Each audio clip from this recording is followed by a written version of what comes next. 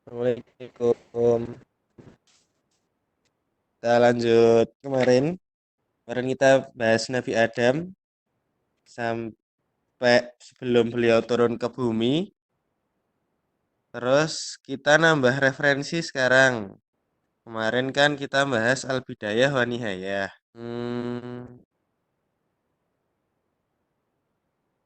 materi yang mau tak bawain untuk beberapa hari ke depan, masalah para nabi itu insya Allah ada di sana juga. Cuman eh, materi tentang kenabian ini itu disusun dalam kitab tersendiri. Judulnya, judulnya, judulnya. Nah, itu judulnya. Yang menyusun sama ya, Al-Bidayah wa Nihayah sama Kisah Soal Anbiya ini. Semuanya sama-sama karangan Ibnu Katsir. Gitu ya, teman-teman. Ini Nabi Adam di bumi tak ceritain singkat aja ya. Kita mulai dari mana ya? Nabi Adam turun era gara-gara ini ya teman-teman, gara-gara makan buah huldi yang kemarin sudah dibahas. Umat manusia itu berlaku sifat salah padanya karena manusia pertama pernah melakukan kesalahan. Kita punya sifat lupa, itu berlaku karena Nabi Adam juga pernah lupa. Kita berlaku dosa karena Nabi Adam juga pernah berdosa. Dikisahkan kalau Nabi Adam sama Hawa itu diturunkan di bumi di tempat yang berbeda-beda. Kemudian, kemudian setelah turun, Nabi Adam itu banyak-banyak bertobat dengan kalimat banyak banyak bertobat dengan kalimat. Kalau saya ngerti lah ya, Ridwan ada nggak di sini? Ridwan belum masuk.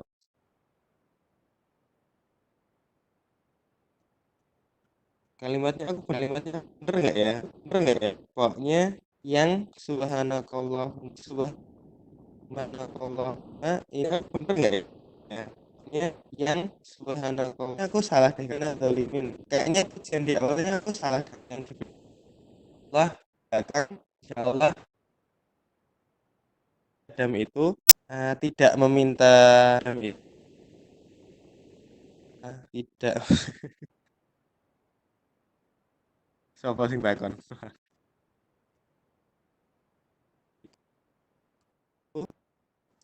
Tidak meminta tidak jadi anak ini ketika berdoa banyak yang hadapnya seperti ini, dia tidak Adam itu nggak minta diampuni tapi cerita kalau dirinya adalah orang yang bersalah disertai dengan pujian kepada Allah. Yang mana pujian itu mensifati apa yang kita inginkan dari Allah. Misalnya, misalnya kamu berdoa kayak tadi ya, subhanakallahumma inni kuntu minadz dzalimin. Kamu cerita kalau dirimu itu zalim, dirimu kotor. Maka kamu memuji Allah dengan sifat sucinya. Karena kamu ingin disucikan.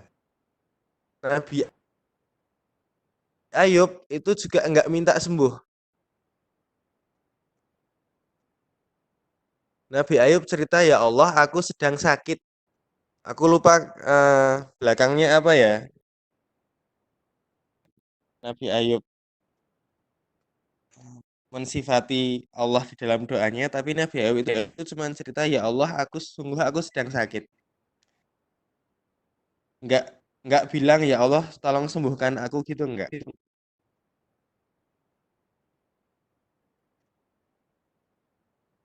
sebelum aku lari kemana-mana, coba adab ini dipraktekkan karena asyik teman-teman.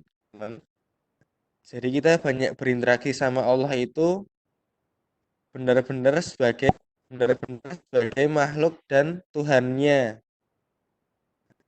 Yang kita ini apa ya, nggak hanya datang ketika lagi butuh, tapi segala kondisi kita ceritakan ke Allah. Walaupun kita mengimani kalau Allah pasti tahu. Kalian pernah nggak, mungkin sama orang tua atau sama orang yang disayang gitu, yo tahu kalau dia udah pernah denger atau mungkin tahu kalau dia tahu kamu ngapain, tapi kamu tetap cerita karena kamu ingin berlama-lama dengan mereka, karena kamu sayang sama mereka, karena kamu ingin mereka dengar kabarnya langsung dari dirimu. Coba kayak gitu dipraktekkan ke Allah. Mau ngapain, misalnya mau pergi kemana, mau pergi ke kampus gitu, cerita ke Allah, ya Allah aku mau pergi ke kampus. Kemudian pujilah Allah di sana. Alih-alih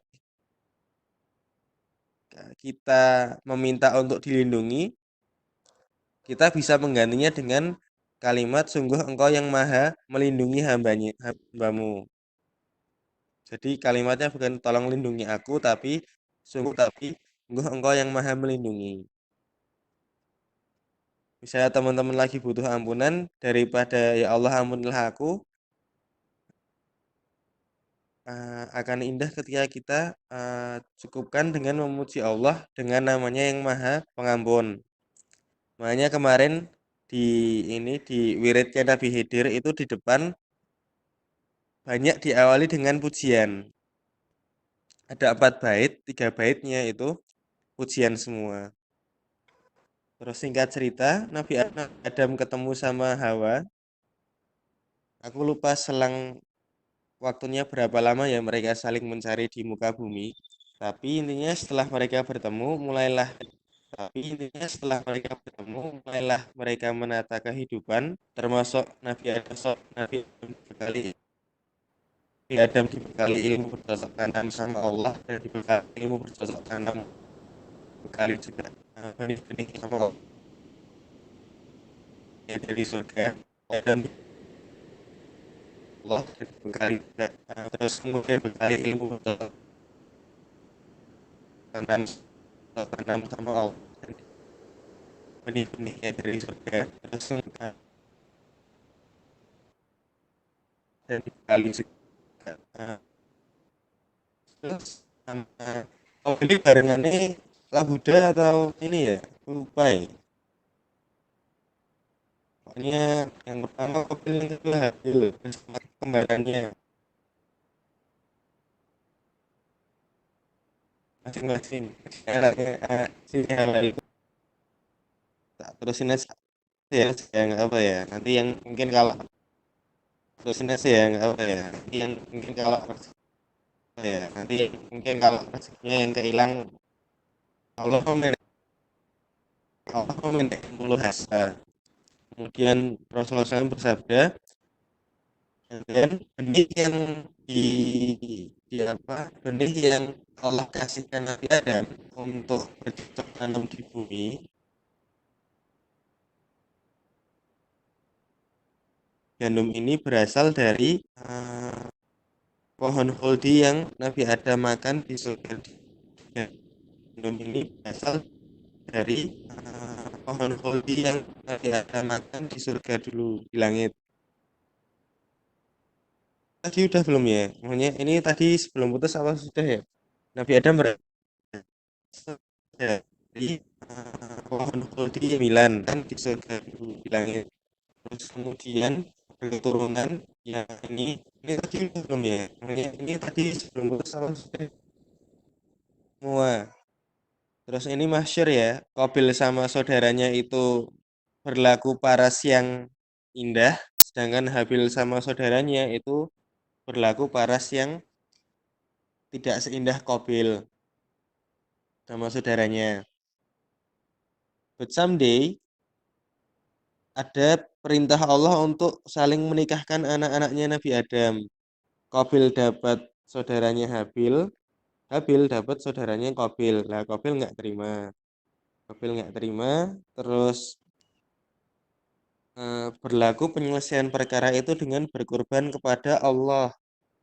Qabil itu dia membawa kurban berupa gandum yang kering, terus Habil itu membawa kurban berupa kambing yang gemuk. Dan yang diterima itu kurbannya Habil. Ini berlaku adab di sunnahnya Rasulullah juga ya, yang kemarin cintailah saudaramu sebagaimana engkau mencintai dirimu sendiri. Terus kamu tidak ingin seseorang itu mendapatkan sesuatu yang kamu juga nggak ingin, kamu, kamu sendiri dapat. Jadi kamu sendiri dapat dapat sama halnya dengan saling memberi. Terus Qabil itu protes ke Nabi Adam. Qabil bilang kurbannya Habil diterima karena engkau mendoakannya, tapi kamu tidak mendoakan diriku. Padahal eh, dua-duanya itu didoakan sama Nabi Adam. Maka berlaku di sini doa dan ikhtiar itu beriringan. Jadi kamu mintanya apa, ikhtiarmu juga harus seiring sama permintaanmu. Bahkan ketika orang yang mendoakan mustajab pun tidak berlaku kalau ikhtiar kita mustajabnya kurang. Nah, ceritanya suatu malam Habil itu mengendap-endap, nggak tahu kemana. Terus Nabi Adam itu minta tolong Qabil untuk ngecek Habil ngapain, kemana, ya kan? Waktu Qabil ini ngikutin Habil, tiba-tiba Habil yang negor Qabil. Jadi bukan yang mencari menemukan yang dicari, tapi yang dicari menemukan yang mencari, kan? Dalam jauh dari Nabi Adam ini, Qabil masih nggak terima sama sama masalah kurban tadi. Kemudian Habil jawab, sungguh Allah hanya menerima kurban dari orang-orang yang bertakwa. Qabil nggak terima diomongin kayak gitu. Terus dipukullah Habil sama Qabil sampai meninggal dunia. Katakan gini ya, Habil itu sebetulnya mampu untuk ngelawan Qabil, tapi dia lebih milih ngalah untuk menghindari eh, konflik. Pun ketika kita orang yang beriman, adab-adab kayak mengutamakan orang lain, terus menjemput kematian itu lumrah. Jadi teman-teman tidak takut untuk kembali kepada Allah. Ini pendapatku sih kalau coba menerka gitu ya. Bayangin ketika Habil ngelawan terus yang mati Qabil, maka Qabil itu mati dalam keadaan mungkar, mati dalam keadaan buruk, suul khatimah. Tapi ketika Habil mengalah, maka terbuka kesempatan waktu yang panjang bagi Qabil untuk meminta ampun kepada Allah atas dosanya. Gitu kira-kira. Pun berlaku sifat saling membunuh di antara manusia karena pernah terjadi peristiwa ini. Terus di antara seluruh keturunan Nabi Adam sampai sekarang ya, tapi sampai Rasulullah SAW dikatakan eh, Nabi itu ada sejumlah 124.000, sedangkan Rasul itu sejumlah 313. Oke, setelah Qabil wafat, Allah hadiahkan Nabi Adam itu seorang keturunan namanya Syed. Syed ini beliau juga nabi. Jadi beliau nabi kedua setelah Nabi Adam. Setelah Nabi Adam wafat, yang memimpin peradaban itu Nabi Syed. Terus dikatakan Allah itu banyak mengirimkan suhuf ke muka bumi. Jadi ada wahyu yang bentuknya firman, ada wahyu yang bentuknya suhuf berupa lembaran. Salah satu contoh kitab yang turun sebagai suhuf itu Taurat. Kok Taurat? Iya Taurat. Jadi Nabi Musa menerima Taurat itu tidak dalam bentuk ilham, tapi berbentuk bener-bener kitab, udah jadi di buku. Ada wujud fisiknya. Nah, suhuf yang paling banyak, Allah paling banyak menurunkan suhuf itu kepada Nabi Syed. Setelah Nabi Adam wafat, Nabi Syed yang memimpin umat manusia. Tapi Qabil tuh nggak terima gara-gara merasa dirinya lebih berhak. Karena Qabil merasa dirinya lebih berhak, dia tidak mau tunduk di bawah masyarakatnya Nabi Syed. Jadi dia pergi membawa sebagian manusia untuk bermukim sendiri di suatu tempat.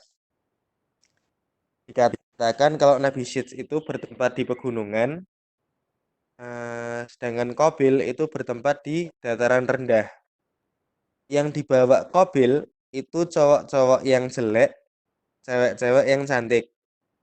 Yang tinggal sama Nabi Syed itu cowok-cowok yang ganteng sama cewek-cewek yang jelek. Ini aku ngecek suara aman kan? Apa ket mau hilang jebul? Oke, ulangin ya. Nabi Syed sama Qabil itu berbeda pemukiman. Yang sama Nabi Syed itu cowok yang ganteng, cewek yang jelek. Yang sama Qabil itu cowok yang ganteng, cowok yang jelek, cewek yang cantik.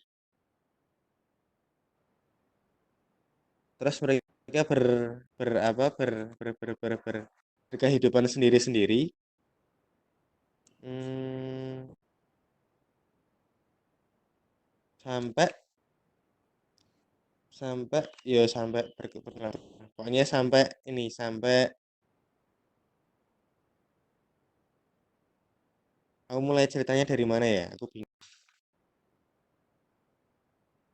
Dari sini aja. Yang penting teman-teman ngeh kalau kalau kalau udah misah gitu ya. Nah,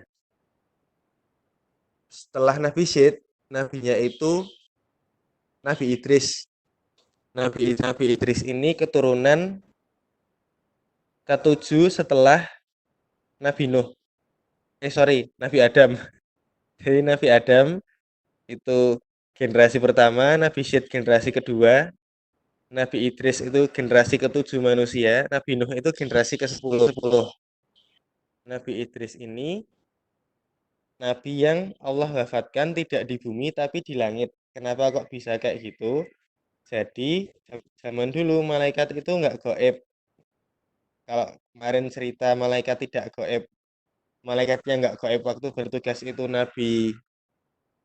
waktu zamannya Nabi Musa, malaikat Israel, sampai zamannya Nabi Musa, malaikat yang bertugas tidak gaib itu malaikat maut. Di zamannya Nabi Adam, malaikat itu seliwer-seliwer kelihatan sama manusia. Bahkan ada ada manusia yang memang berteman dengan malaikat. Nah, terus mainnya ya terbang-terbang gitu. Walaupun tidak walaupun interaksinya tidak lumrah gitu ya, tapi mereka ada dan tidak yang jelas tidak semua malaikat uh, tampak, cuman lihat malaikat itu hal yang lumrah. Sebagaimana anak keturunan Nabi Adam nggak kaget waktu diajarin sama malaikat Jibril beserta malaikat-malaikat pendamping lainnya untuk mandiin Nabi Adam dan menguburkan jasadnya waktu beliau wafat. Nah, Nabi Idris itu salah satu yang berteman dengan malaikat. Kemudian Nabi Idris ini pernah tanya sama malaikat, "Bu, aku mau lihat langit, mau lihat surga gitu kan." Terus sama malaikatnya diajak. Lah sampai langit keempat ternyata pas waktu malaikat maut mencabut nyawanya Nabi Idris. Dicari di bumi, orangnya nggak ada. Terus dikasih tahu kalau Nabi Idris sedang ada di langit keempat. Akhirnya malaikat maut itu nyusul terus meminta Nabi Idris kembali ke bumi untuk dicabut nyawanya. Terus Nabi Idris bilang gini,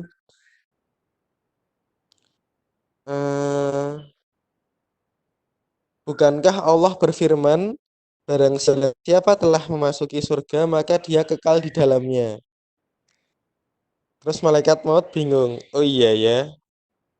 Terus akhirnya malaikat maut konfirmasi ke Allah, ya Allah, hambamu berkata demikian, maka Allah berfirman, kalau begitu, biarkan dia di sana. Maksudnya biarkan tuh nggak dibiarkan hidup ya. Maksudnya tetap jatahnya mati, tapi diwafatkannya di langit keempat tanpa perlu keluar dari apa yang sudah beliau masuki. Jadi tetap berlaku ayatnya, barang siapa telah masuk ke surga maka dia abadi di dalamnya. Itu sedikit singkat tentang Nabi Idris. Terus dikatakan Nabi Idris itu orang pertama yang menulis dengan pena. Jadi amal jariahnya ketika kita menulis ngalir ke Nabi Idris alaihissalam. Nah, ini ya pengen cerita sedikit ini. Kan kalau di timeline pertemuan ke-26 kita bahas ilmu. Nah, nanti di sana kita bahas keutamaannya. Hari ini kita bahas bahaya tidak menuntut ilmu. Ceritanya dari mana? Ceritanya gini. Jadi dulu setan itu nggak bisa menggoda manusia dengan cara membuat mereka berlaku syirik. Karena ayah pertamanya aja Nabi Adam. Maunya manusia pertama loh. Jadi kayak tentang masa kamu mau bikin orang nyembah berhala padahal apa bapakmu sendiri makhluk Allah yang pertama gitu. Terus malaikat masih jalan-jalan. Jadi kan kayak syariat itu jelas adanya dan pasti benarnya dan mudah diyakini, ya kan? Setan itu jadi dia ceritanya dia nggak nyuruh orang berbuat buruk malahan. Setan ini dia menjelma ada setan yang menjelma dari jadi manusia. Terus dia datang ke pemukimannya Qabil, ke negerinya Qabil. Kemudian dia mencari pandai besi di negeri itu. Kemudian dia minta izin, bolehkah saya magang di sini? Bolehkah saya bekerja di sini? Kemudian dia diizinkan. Terus selama masa magang itu dia invent something. Jadi dia menciptakan sesuatu. Ciptaan yang pertama itu seruling, ciptaan yang kedua itu kendang. Terus sehari-hari dia main seruling sama main kendang itu. Oh iya, sebelum aku lanjut tadi ketinggalan. Ini untuk memperkuat aja ya. Kenapa kok susah sekali menyampaikan dosa ketika masa itu uh, atau menggoda manusia berbuat dosa waktu itu? Karena bahkan Nabi Idris yang notabene keturunan ke-7 itu masih ketemu Nabi Adam selama 380 tahun. Jadi Nabi Adam itu di bumi hidup kurang lebih 950 tahunan. Dikatakan kalau tahun Syamsiyah 930 tahun, kalau hitungan Komariah 957 tahun. Itu usia tinggalnya Nabi Adam. Nah, Nabi Idris itu lahir ya kurang lebih waktu Nabi Adam umurnya pira berarti? 600 tahunan, 500 tahunan ya, sekitar itulah. Kita balik ke yang tadi ya, setelah Nabi Adam wafat ganti Nabi Syed, setelah Nabi Syed ganti Nabi Idris. Terus waktu zamannya Nabi Syed orang mencar, terus setan datang ke pemukiman ke pemukimannya Qabil jadi pandai besi, kemudian bikin seruling sama kendang, mainan instrumen itu yang membuat penduduk di negerinya Qabil itu kagum. Ini nggak disebutin Qabil masih hidup atau enggak di zaman ini. Nabi Syed juga atau Nabi Idris juga posisinya seperti apa. Cuman zaman itu umur manusia masih panjang banget ya teman-teman, masih 300 tahun di zaman itu sama kayak 18 tahun zaman sekarang, kurang lebih. Terus masyarakat berkumpul untuk dengerin pemuda ini main musik itu jadi habit, jadi kebiasaan, jadi budaya di bawah di dataran tempat negerinya Qabil. Ini pay attention ya, setan sama sekali tidak menyuruhkan apa-apa. Dia cuma datang perform. Nggak ada dia bilang, wahai manusia lihatlah aku. Nggak ada dia ngomong ke orang, aku nanti mau main ini, itu nggak ada sama sekali. Ada orang yang dengar, datang, dia cerita ke orang lainnya datang, kayak gitu. Ya, setannya cuma di situ itu aja. Dia cuma eksis. Dia cuma menyediakan sarananya, kita sendiri yang mendatangi sarana itu. Ini poin pertama. Jadi setan belum membisikkan apa-apa ke manusia. Belum menggoda apapun ke manusia. Udah ya. Terus setan juga menjelma jadi manusia datang ke dataran tinggi.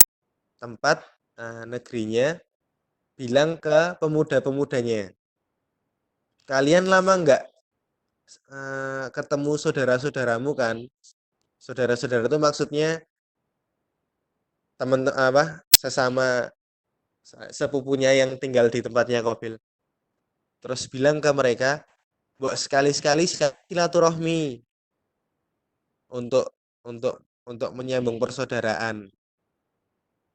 Terus penduduk di negeri atas mikir, ya juga ya, ya bukan kan silaturahmi perkara yang baik.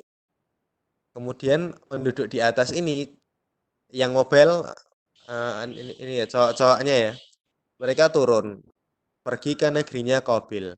Sampai negerinya Qabil, mereka menemukan dua hal yang tidak ada di negerinya Syed. Yang pertama, mereka nggak ketemu musik. Yang kedua, mereka tidak bertemu, mereka nggak ketemu, nah, nggak ketemu cewek yang cantik. Pun sama, cewek-cewek di negerinya Qabil itu sangat menunggu-nunggu kedatangan cowok-cowok dari negerinya Syed. Karena di negerinya mereka, para lelakinya itu kurang menarik. Cuman masalahnya kan masing-masing punya tempat tinggal, nggak mungkin cowok-cowok dari atas itu stay di bawah terus. Maka dari itu untuk ngakalin dibuatlah tradisi di mana setiap hari Sabtu malam diadakan acara kumpul-kumpul antara penduduk atas dan penduduk bawah di negerinya Qabil, yang acara itu dihiasi dengan pertunjukan musik. Maka berlaku dosa pertama umat manusia yang berlaku secara masyarakat ya, bukan yang bukan peristiwa pembunuhannya Qabil. Jadi berlaku secara bersama-sama. Uh, Dia bukan kesalahan individu tapi kebiasaan masyarakat. Jadi dosa pertama umat manusia itu adalah menggoda lawan jenis. Ditekankan lebih berat ketika wanita-wanita di bawah ini berlomba-lomba untuk mempercantik diri supaya dilirik sama cowok-cowok ganteng yang bakal datang dari atas setiap hari Sabtu malam itu. Jadi ini lebih dianggap berbahaya daripada acara musiknya. Yang luar biasanya, budaya ini kalau teman-teman perhatikan sampai sekarang masih bertahan.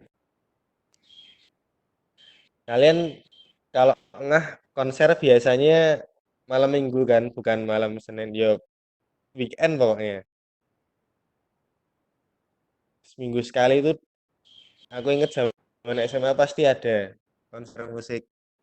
Entah di Widosono, entah di Malagrida, dan berlaku peristiwa yang sama. Berlaku perbuatan-perbuatan yang sama di dalam acara itu. Padahal setan sama sekali nggak ada nyuruh berzina, nggak ada sama sekali nyuruh berbuat buruk. Setan itu ajakannya cuma satu. Kamu mau nggak silaturahmi sama saudara-saudaramu di bawah? Dia ngajaknya kepada kebaikan. Di sisi lain, zamannya Nabi Idris, oh sebelum ini ya, sebelum ke situ, karena karena berlaku frekuensi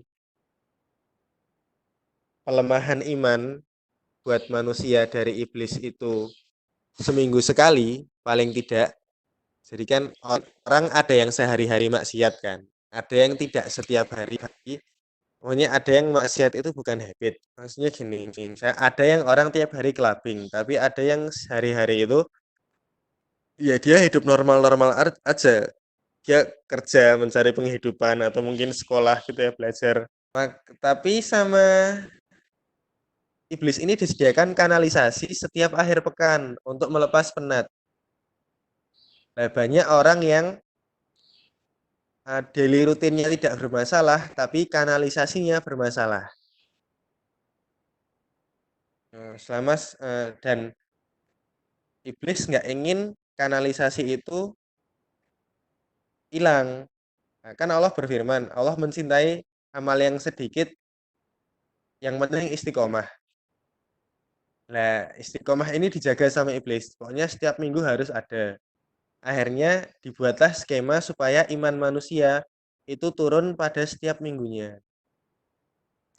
Maka dari itu berlaku wajibnya kita menuntut ilmu sesuai sunnahnya Rasulullah SAW itu punya aturan kurang lebih ada dua. Yang satu dalam jangka waktu yang konstan. Yang idealnya konstan itu seminggu sekali. Tidak kurang, tidak lebih. Jadi teman-teman sekarang ini dalam posisi yang tidak ideal sebetulnya ketika setiap hari belajar agama seminggu sekali. Jadi teman-teman hari ini belajar apa yang teman-teman pelajari itu diamalkan sebelum dapat ilmu yang baru.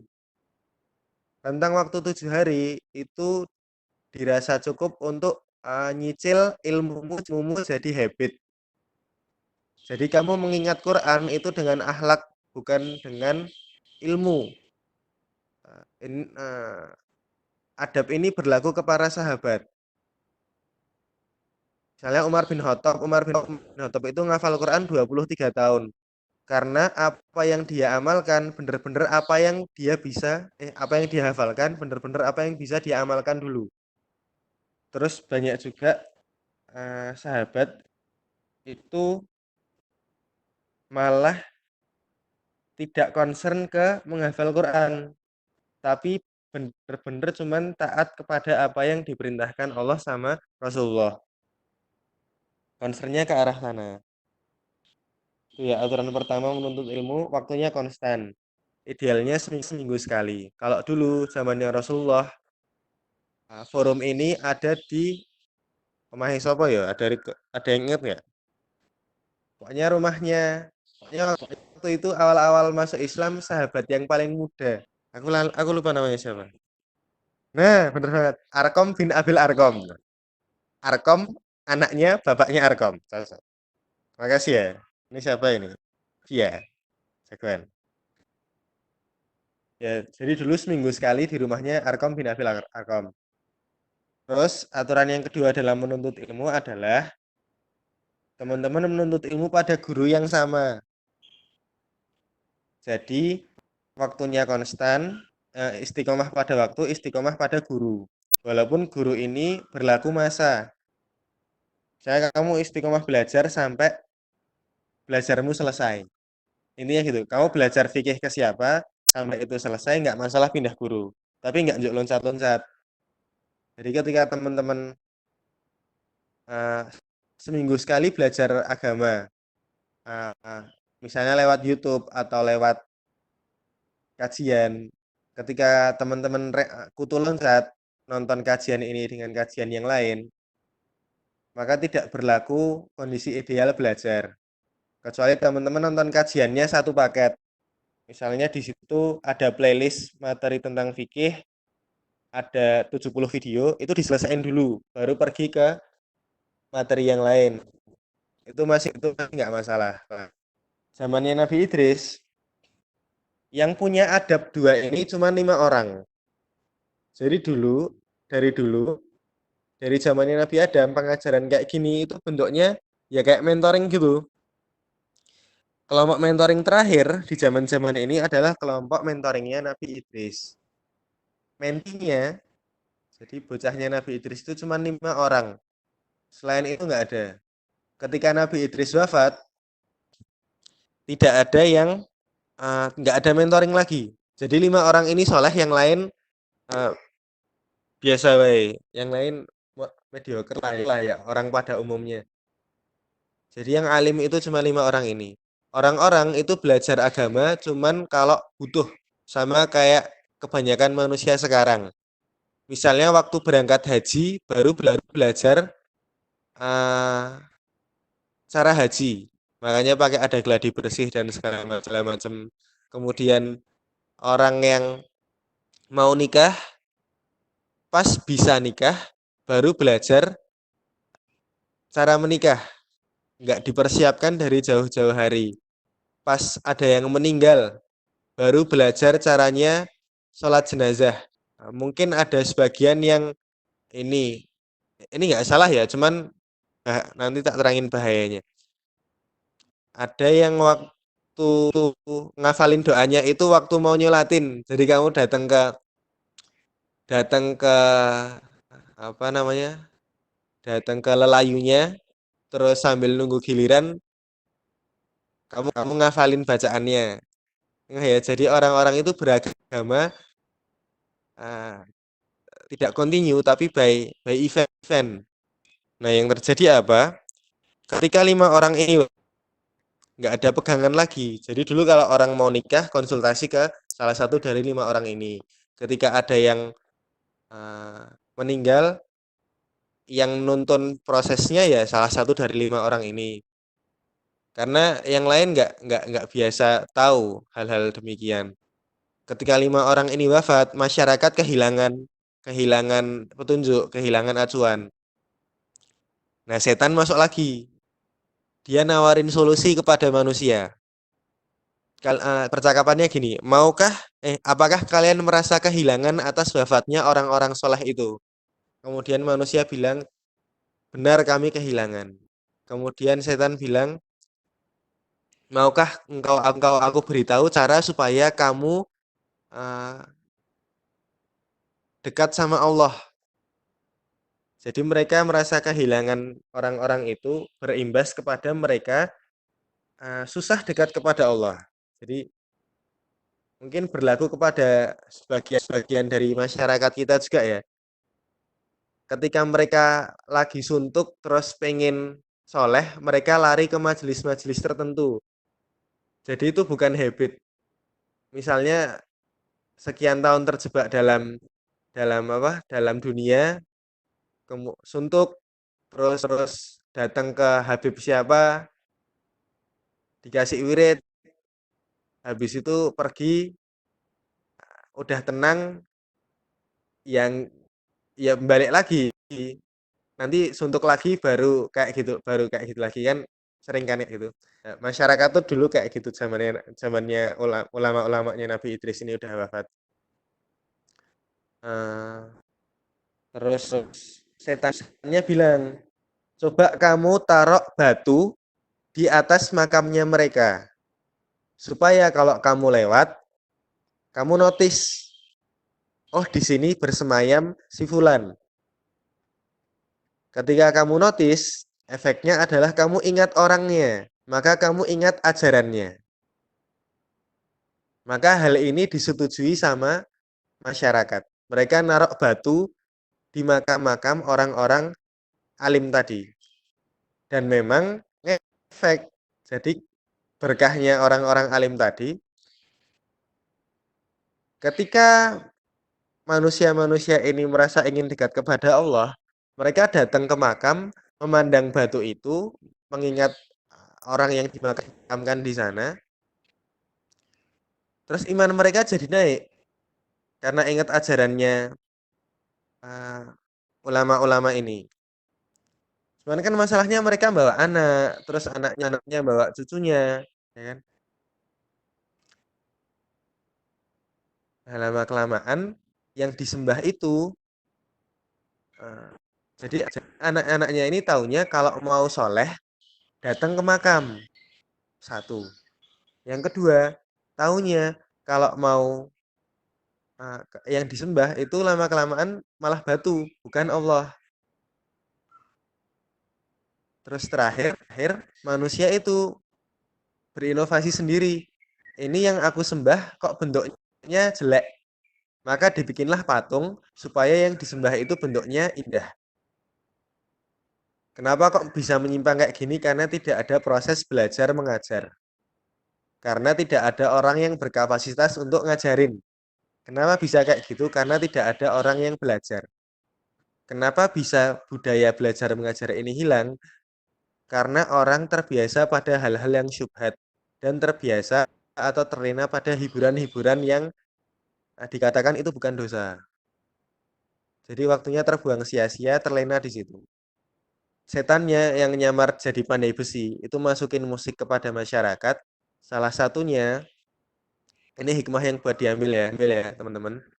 Supaya majelis yang penuh itu bukan majelis ilmu, tapi majelis hiburan.